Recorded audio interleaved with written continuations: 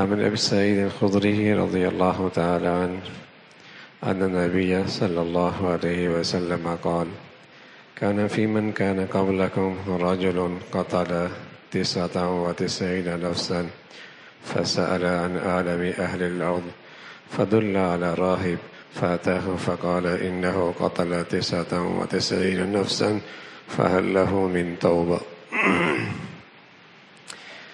یا اللہ کے نبی صلی اللہ علیہ وسلم نے ایک واقعہ ذکر فرمایا ہے کہ ایک شخص پہلی امتوں میں سے تھا اور اس نے 99 نفسا 99 قتل کیے تھے. فسأل عن عالم اہل الارض، اس نے چاہا کہ زمین میں کوئی سب سے باخبر آدمی سے ملاقات ہو جائے اور اپنی توبہ کی کوئی راستہ اس سے پوچھوں. تو اس سے بتایا گیا فدل علی راہب، ایک شخص ہے جو دنیا سے ہٹ کٹ کے اکیلے اللہ کی عبادت میں مصروف رہتا ہے، اس کے پاس چلے جاؤ. یہ شخص اس کے پاس گیا اور اس سے کہنے لگا کہ میں نے یوں 99 قتل کی ہیں، فہل لہ من توبہ، کیا میرے لیے کوئی توبہ کی گنجائش ہے؟ فقال لا، اس نے کہا کوئی گنجائش نہیں ہے. فقتلہ فکمل بہ 100، پیارے رسول صلی اللہ علیہ وسلم نے بتلایا کہ اس نے اس شخص کو بھی قتل کیا اور 100 پورے ہو گئے، 100 قتل ہو گئے.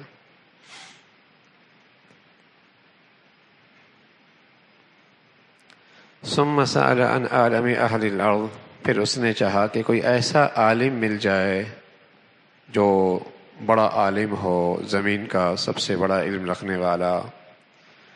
تو اسے لوگوں نے کہا کہ فلاں شخص ہے، وہاں ایک بڑے عالم ہیں، ان کے پاس چلے جاؤ. وہ ان کے پاس چلا گیا اور کہا کہ انہو قتل 100 نفس فہل لہ من توبہ، اس نے 100 قتل کیے ہیں، کیا اس کے لیے کوئی توبہ کی گنجائش ہے؟ اس صاحب علم کے پاس واقعی اللہ کا علم تھا. قل یا عبادی الذین اسرفوا علی انفسہم لا تقنطوا من رحمت اللہ، اے میرے بندو، میرے دربار میں مایوسی کوئی نہیں ہے. تم نے اپنی جان پہ بہت ظلم ڈھایا ہے، ٹھیک ہے، لیکن میری رحمت کی حد بھی تو کوئی نہیں، میری رحمت کی حد بھی کوئی نہیں ہے. لا تقنطوا من رحمت اللہ، میری رحمت سے مایوسی کوئی نہیں ہے. وہ واقعی صاحب علم تھے. تو جب اس نے اس سے مسئلہ پوچھا تو اس نے کہا کہ نام، ہاں تمہاری توبہ ہو سکتی ہے. اور کون ہے جو تمہارے اور تمہاری توبہ کے درمیان رکاوٹ بن سکے؟ توبہ کا دروازہ تمہارے لیے بھی کھلا ہوا ہے. ہاں ایک بات کرو کہ تم توبہ پہ تمہیں استقامت مل جائے اور تمہیں اس توبہ کے ثمرات نصیب ہو جائیں اور واقعی تم اپنی توبہ میں سچے ہو. تمہیں میں ایک نصیحت کرتا ہوں، جہاں تم رہتے ہو جس سوسائٹی میں، وہاں اب نہ جانا، وہاں اب نہ جانا. اور وہاں فلاں سوسائٹی ہے، فلاں علاقہ ہے، وہاں اللہ کے نیک بندے رہتے ہیں، اب تم وہاں چلے جاؤ. اب اس شخص کو دلی ندامت تھی، واقعی اپنی زندگی بدلنا چاہتا تھا، واقعی اپنی زندگی بدلنا چاہتا تھا اور واقعی اپنے اللہ کا بننا چاہتا تھا اور واقعی دل سے توبہ کرنا چاہتا تھا. اس نے کہا ٹھیک ہے. اب اس بستی کے طرف، اس علاقے کی طرف چل پڑا جہاں اچھے لوگ رہتے ہیں. اللہ کی شان ہے کہ حتی اذا نصف الطریق اطاہ الموت، ابھی آدھا راستہ ہی ہوا تھا کہ موت نے آ کے اسے دبوچ لیا. موت آ گئی. اللہ کے نبی صلی اللہ علیہ وسلم یہ واقعہ ذکر فرما رہے. موت آ گئی.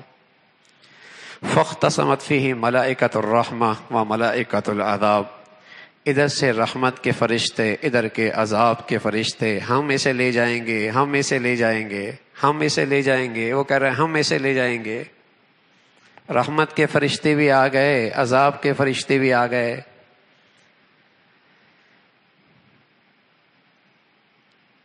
تو رحمت والوں نے کہا اس نے توبہ کر لی تھی. عذاب والوں نے کہا اس کے پاس تو ایک بھی نیکی کوئی نہیں ہے، اس کے پاس عمل کون سا ہے. تو ایک فرشتہ انسانی شکل میں آیا اور اس نے کہا کہ ایسا کرو، تمہارے درمیان فیصلہ ہو سکتا ہے. زمین ناپ لو، جہاں جا رہا ہے وہ قریب ہے یا جہاں سے نکلا ہے وہ قریب ہے.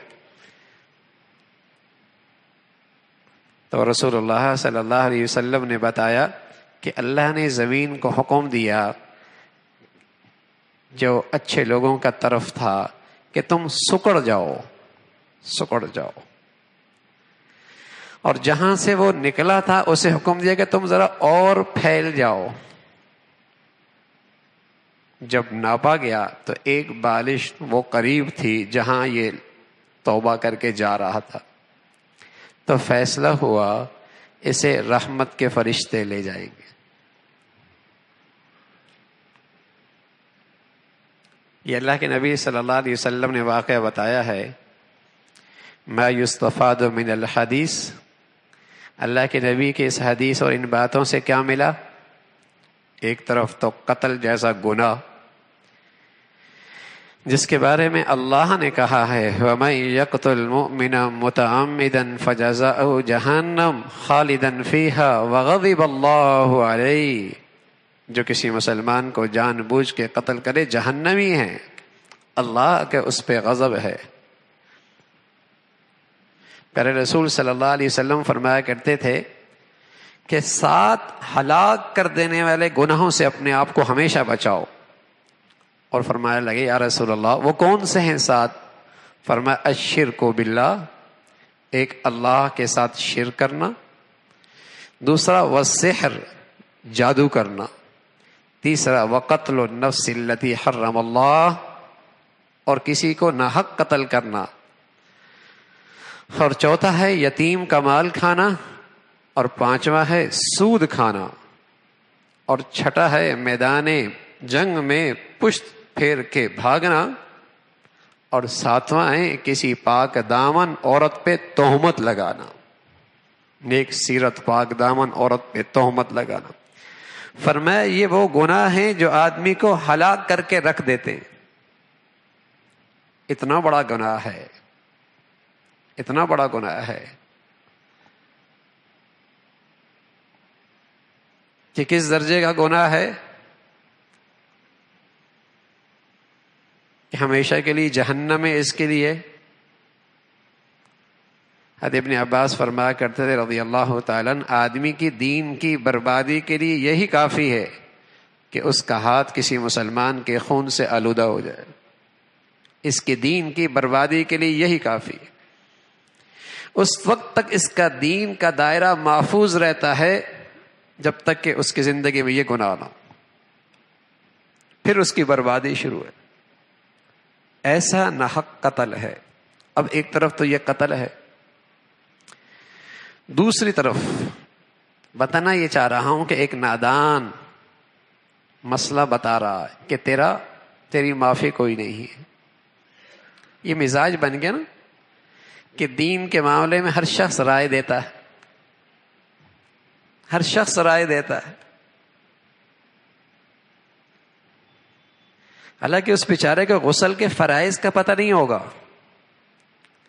لیکن مجتہد بنا ہوگا. نماز کے فرائض کا پتہ کوئی نہیں ہوگا، لیکن دین کے معاملے میں رائے دینے میں سب سے آگے ہے. یہ بیماری ہے.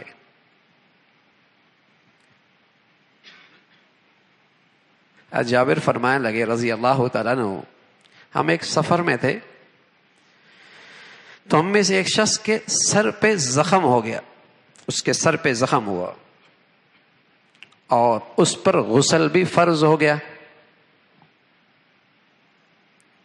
اب اس نے پوچھ لیا کہ میرے لیے تیمم کی گنجائش ہے؟ ہاں، تو دائیں بائیں کا مجمع نہیں تیمم نہیں بھائی، تم تو پانی موجود ہے تیمم نہیں کر سکتے۔ اب نماز کا وقت ہے، غسل فرض ہے، زخم ہے، اس نے نہا لیا اور اس کا انتقال ہو گیا۔ یہ جب لوگ رسول اللہ صلی اللہ علیہ وسلم کی خدمت میں آئے اور آپ کو بتایا تو آپ علیہ الصلوۃ والسلام نے فرمایا کہ انہوں نے اپنے بھائی کو قتل کر دیا۔ بھائی اگر نہیں پتا تھا تو کسی سے پوچھ لیتے، مسئلہ پوچھ لیتے۔ شریعت میں آسانی موجود ہے کہ یہ زخمی ہے، کپڑا رکھ لیتا، تیمم کر لیتا، اس کا غسل ہو جاتا، پاک ہو جاتا۔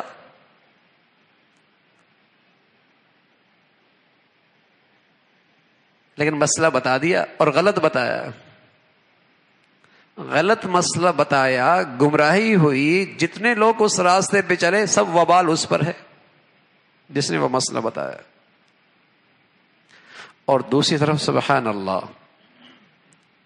رسول اللہ صلی اللہ علیہ وسلم نے کیا بتایا کہ یہ لوگ کس کے پاس گئے؟ ایک عالم دین کے پاس گئے، عالم دین کے پاس گئے اور اس سے پوچھا کہ میرے لیے کوئی توبہ ہے یا نہیں؟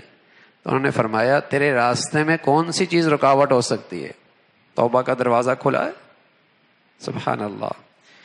اب ایک شخص جہنمی 100 قتل کر چکے، جہنم کے اتنے بڑے اسباب، لیکن سبحان اللہ قرآن کی روشنی جس کے پاس تھی اس کے پاس چلا گیا، اس نے اسے امید کی کرن دکھا دی کہ ارے بھائی اس حال میں بھی تو اللہ کا پیارا بن سکتا ہے۔ جہنم سے جنت میں پہنچ گیا، جنتی ہو گیا، جنتی ہو گیا۔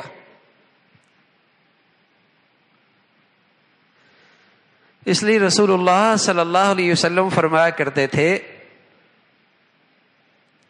کہ ایک عالم کی مثال ایسی ہے، اس کی فضیلت ایسی ہے، ایک عابد پر، عبادت گزار پر ایسی فضیلت ہے جیسے چاند کی برتری ستاروں پر ہے۔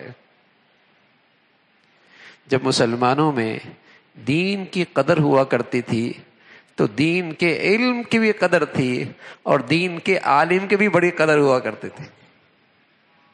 جب دین کی قدر تھی تو دینی علوم کی بھی بڑی قدر تھی، تو دین کے عالم کی بھی بڑی قدر تھی۔ اور قدر کیوں نہ ہوتی؟ رسول اللہ صلی اللہ علیہ وسلم نے بتایا نبوت کے بعد کوئی مرتبہ ہے تو وہ صاحب علم کا ہے۔ علماء انبیاء علیہ الصلوۃ والسلام کے وارث، لیکن رسول اللہ صلی اللہ علیہ وسلم نے فرمایا ایک وقت ایسا آئے گا، ایک وقت ایسا آئے گا کمینوں کی ٹھاٹھ ہوگی، کمینوں کی ٹھاٹھ ہوگی، اور دین پہ چلنے والے ہاں اس کی قیمت 2 پائی کی بھی نہیں رہے گی۔ اس لیے کہ ظاہر ہے بے دینوں میں دین کی کیا قدر و قیمت، لا دینی کے اندر علم والوں کی کیا عظمت۔ بس اوقات یہ آتا ہے کہ اب عالم رہے کہاں ہیں؟ ارے بھائی نہ رہے تو تب بھی تو اپنی اولادوں کو عالم بنانا فرض کفایہ ہے۔ اس لیے کہ مسلمان معاشرہ مسلمان نہیں رہتا جب اس معاشرے میں صحیح صاحب علم نہ ہو۔ ایک صاحب علم کا ہونا سائنسدان سے زیادہ ضروری ہے، ڈاکٹر سے زیادہ ضروری ہے، طبیب سے زیادہ ضروری ہے، ایک تاجر سے زیادہ ضروری ہے، ایک کارخانے والے سے زیادہ ضروری ہے، اس لیے کہ اس سے دنیا خراب ہونے کا اندیشہ ہے۔ ارے بھائی صاحب علم نہیں تو دین کہاں سے؟ دین کس سے سیکھیں گے؟ جو مخلوق ٹی وی کی اسکرین پہ آتی ہے، جس کا کام صرف مسلمانوں کو نفرتوں میں، فرقوں میں تقسیم کرنا، گروہوں میں تقسیم کرنا، مسلمان معاشرے میں ان مسائلوں کا تذکرہ کرنا جس سے مسلمان اور تقسیم ہوتے چلے جائیں اور ٹوٹتے چلے جائیں اور دین کی بدنامی، اہل دین کی بدنامی ہو، ان سے دین سیکھیں گے۔ روز اس طبقے کو نمایاں کیا جاتا ہے، انہیں معاشرے میں اوپر لایا جاتا ہے، جن کا دین اور دینی علوم سے کوئی سروکار نہیں ہوتا، دونوں چیزیں حاصل ہوتی ہیں۔ جو سمجھ بوجھ والا طبقہ ہوتا ہے وہ کہتے ہیں علم والے تو ہوتی ہے ایسے ہیں، وہ دین سے بیزار ہو جاتے ہیں، اور جو جاہل ہوتے ہیں وہ ان فرقہ پرستوں کے جال میں آ کر کسی فرقے میں شکار ہو جاتے ہیں۔ جو جاہل ہوتے ہیں وہ ان جاہلوں کے شکار ہو جاتے ہیں۔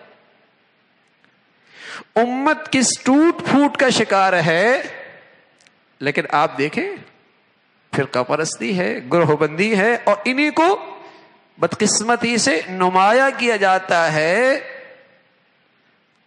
آگے لایا جاتا ہے۔ تو رسول اللہ صلی اللہ علیہ وسلم نے بتایا کہ دین کا علم معاشرے کے لیے ضروری ہے، یہ روح کی طرح ہے، انسانی معاشرے میں روح کی طرح، اگر یہ نہ رہا تو انسانی معاشرہ اسلامی زندگی نہیں گزار سکے۔ اللہ کا حکم ہے فَاسْأَلُوا أَهْلَ الذِّكْرِ إِن كُنتُمْ لَا تَعْلَمُونَ، علم والوں سے پوچھو اگر تم نہیں جانتے۔ جب علم کی، دین کی عظمت تھی تو حضرت قیس فرمانے لگے ایک شخص مدینہ منورہ سے چلا، مدینہ منورہ سے، اور حضرت ابو دردہ کے پاس آیا دمشق میں۔ کہاں مدینہ منورہ، کہاں شام، کہاں دمشق۔ حضرت ابو دردہ کی خدمت میں آیا، پوچھا ما اقدمک یا اخی، میرے بھائی کیوں آئے ہو؟ فرمانے لگے مجھے پتا چلا کہ تمہیں اللہ کے نبی صلی اللہ علیہ وسلم کی ایک بات دین کی پتہ ہے، میں صرف اور صرف مدینہ منورہ سے وہ ایک بات سیکھنے کے لیے آیا ہوں، صرف وہ ایک بات، نہ تجارت غرض، نہ دنیاوی کوئی مفاد پیش نظر، کوئی سفر کی کوئی اور غرض، صرف وہ ایک بات سیکھنے کے لیے آیا ہوں، آپ نے بتا دی، واپس جا رہا ہوں۔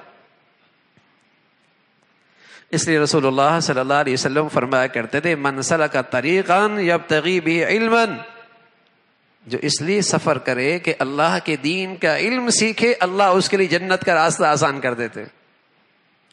وَإِنَّ الْمَلَائِكَةَ لَتَضَعُ أَجْنِحَتَهَا رِضَاءً لِطَالِبِ الْعِلْمِ، اور یہ علم حاصل کرنے والا اتنا سعادت مند ہے، اتنا خوش نصیب ہے، اللہ کے ہاں اس کا اتنا مرتبہ ہے کہ اللہ کی مقرب ترین مخلوق، اللہ کے فرشتے اس سے تبرک اور برکت حاصل کرنے کے لیے اس کے پاؤں تلے اپنے پر پھیلا دیتی ہے۔ لَتَضَعُ أَجْنِحَتَهَا، اللہ کے نبی صلی اللہ علیہ وسلم کیا مرتبہ بتا رہے، اور آج دین کی عظمت نہ رہی تو دین کے علم کی عظمت بھی نہ رہی، تو طالب علم کیا چیز ہے، علم والا کیا چیز ہے، دینی درسگاہوں کی کیا عظمت ہے، دینی اداروں کی کہاں قدر رہی ہے۔ اگر آپ اس امت کے سب سے بڑے انسان کو دیکھیں اور ان کی زندگی دیکھیں تو آپ کو نظر آئیں گے مسجد قباء بناتے ہوئے، مسجد بنا رہے اور درسگاہ میں بیٹھے قرآن حدیث کی خدمت کرتی ہوئی ہے۔ محمد الرسول اللہ سے بڑی شخصیت تو اللہ کے بعد کوئی نہیں نا بھائی، کیا کر رہے ہو؟ بہت بڑے نبی خلیل اللہ، اللہ کا دوست، کیا کرتی ہوئی نظر آتے ہیں؟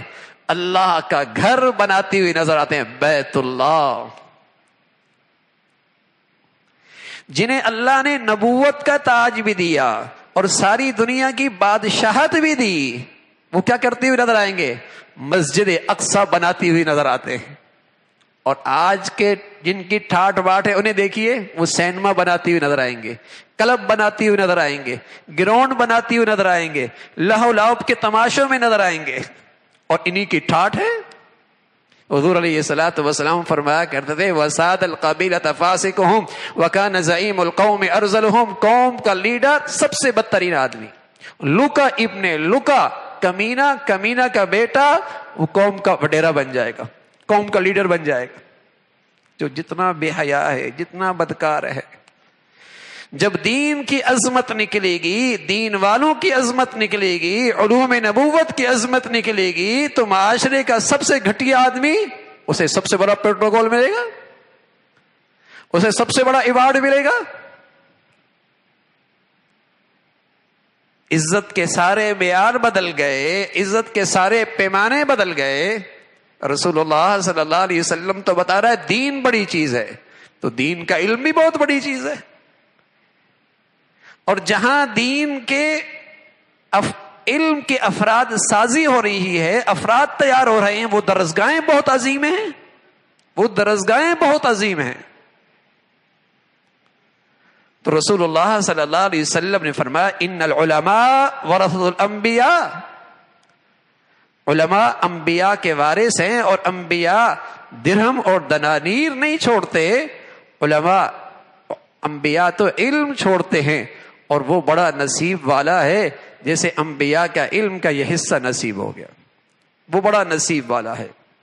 تو رسول اللہ صلی اللہ علیہ وسلم نے بتایا کہ وہ شخص جہنمی ہو رہا تھا، علم صحیح مل گیا، اللہ نے اسے جنت نصیب فرما دی ہے، اللہ نے اسے جنت نصیب فرما دی۔ اور دوسری جو اس کو نصیحت ملی، جو رسول اللہ صلی اللہ علیہ وسلم کے اس واقعے کے اندر ہے، کیا کہا؟ صحبت اچھی کر لو، صحبت اچھی کر لو، ماحول اچھا کر لو، دوست اچھے بنا لو، اس لیے کہ جو اس نے وہاں 99 قتل کیے تھے، اس کے ظلم کا ساتھ دینے والے بھی تو بہت ہوں گے، اور اس ظلم کے ساتھ اس کا استقبال بھی تو ہو رہا ہوگا۔ وہ بدترین معاشرہ ہے جہاں ظالم کا استقبال ہو، جہاں ظالم کی آؤ بھکت ہو، جہاں ظالم کو اسٹیٹس ملے، جہاں ظالم کو عزت ملے، وہ معاشرہ بدترین معاشرہ ہے۔ تو انہوں نے کہا اس ماحول میں نہ جانا، اس لیے کہ تو ظلم کر رہا، تیرا ہاتھ کوئی نہیں روک رہا، مظلوم کا ساتھ کوئی نہیں دے رہا، وہ معاشرہ رہنے کے قابل نہیں ہے، تم وہاں سے ہٹو، وہاں چلے جاؤ گے توبہ تمہاری نہیں رہے گی۔ کتنے نوجوان ہیں ماحول میں آتے ہیں، رمضان آتا ہے، کوئی زندگی بدلتی ہے، لیکن بدقسمتی سے دانشگاہوں کا ماحول، درسگاہوں کا ماحول، تعلیمی اداروں کا حال، باہر ارد گرد کا ماحول ایسا ہے، وہی پھر دوستیاں، وہی پھر سوسائٹی، پھر برائی کی طرف، وہی پھر برائی کی طرف۔ ماحول بدلو، سوسائٹی بدلو، ماحول بدلو، سوسائٹی بدلو، دوست بدلو۔ تو اگر واقعی توبہ پہ رہنا چاہتے ہو اور توبہ کے ثمرات لینا چاہتے ہو تو تلقین کیا کی؟ اچھی صحبت اختیار کرو، اچھا ماحول اختیار کرو۔ رسول اللہ صلی اللہ علیہ وسلم فرمایا کرتے تھے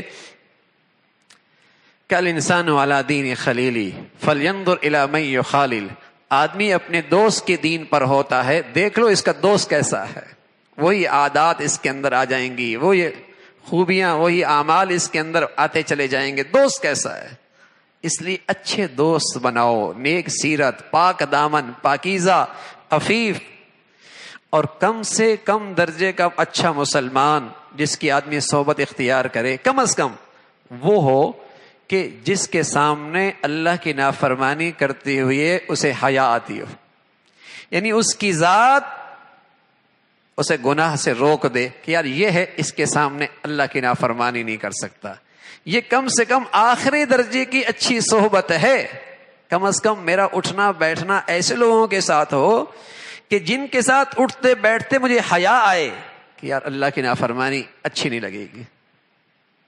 اور وہ بدترین صحبت ہے جہاں اسے گناہ میں حوصلہ ملے، جہاں برائی میں اس کی تعریف ہو، جہاں اللہ کی نافرمانی میں لوگ اس کا ساتھ دیں۔ وہ بدترین دوست ہیں، بدترین صحبت ہے۔ تو رسول اللہ صلی اللہ علیہ وسلم نے اس واقعے کے اندر یہ بات سمجھائی کہ صحبت اچھی کر لو، ماحول اچھی کر لو، اور آخری بات یہ بتائی کہ بھائی گناہ کتنے ہی کیوں نہ ہیں لیکن اللہ کی رحمت اس سے بھی آگے کی چیز ہے۔ لو بلغت ذنوبک عنان السماء ثم استغفرتنی غفرت لک، تیرے گناہ اتنے ہیں کہ زمین کے ذرات بھی تھوڑے اور زمین کی چھاتی پہ لگے درختوں کے پتے بھی تھوڑے، سمندر اور دریا کے قطرے بھی تھوڑے، اور تیرے گناہوں کی بلندی آسمانوں کو چھونے لگی، لیکن ندامت کے آنسو لے کے آئے گا، اللہ سب معاف فرما دیں گے۔ اللہ کی رحمت اس سے بھی آگے ہے۔ تو بھائی مایوسی کی بات کوئی نہیں ہے، اللہ کی رحمت بہت ہے، لیکن دیر نہ کریں بھائی، دیر نہ کریں، تاخیر نہ کریں، کہیں ایسا نہ ہو کہ یہ فرصت کی گھڑی ہاتھ سے نکل جائے۔ دیر نہ کریں بھائی، کہیں ایسا نہ ہو یہ فرصت کی گھڑی ہاتھ سے نکل جائے۔ پانی کا بلبلا ہے بھائی، کوئی اعتماد کر سکتا ہے کب تک رہے گا؟ فضا میں رکھا چراغ ہے بھائی، کیا پتا کس جھونکے سے زندگی کا یہ چراغ گل ہو جائے، کس جھونکے سے یہ زندگی کا چراغ گل ہو جائے۔ دیر نہ کریں بھائی، دیر نہ کریں، یہ تو ویسی اللہ کی رحمت کا شام آنا لگا ہوا ہے، ہر طرف اللہ کی رحمتیں ہیں۔ توبہ کرنے کا موسم ہے، بخشش مانگنے کی گھڑیاں ہیں، بخشش مانگنے کی گھڑیاں ہیں، اور بہت بڑی عبادت ہے کہ ہم اپنے اللہ سے اپنی بخشش کروا لیں۔ اللہ ہم سب کو اس کی توفیق نصیب فرما دے بھائی۔